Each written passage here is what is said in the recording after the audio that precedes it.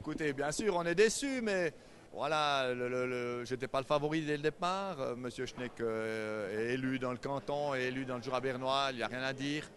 Les urnes ont donné leur verdict.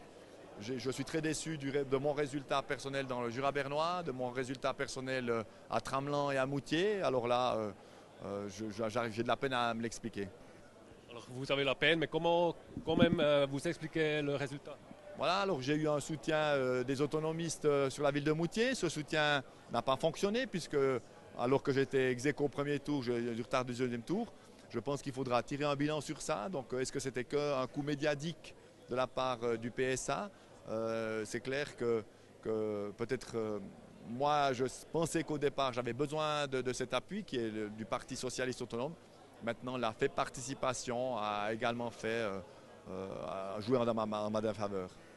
Qu'est-ce que ça veut dire, qu'est-ce que ça signifie maintenant ce changement dans le conseil exécutif, ce changement de bourgeoisie?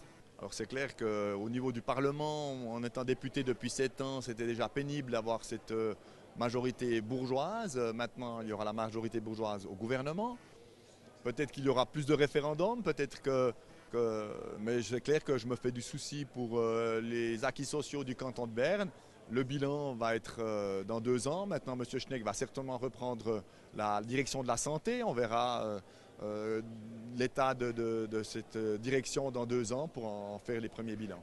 Alors, dernière question encore, votre chemin politique, comment ça se déroule maintenant? Écoutez, pour moi, c'était une opportunité. Je n'étais pas favori dès le départ. Et maintenant, ben voilà, moi, je vais rester député au canton de Berne.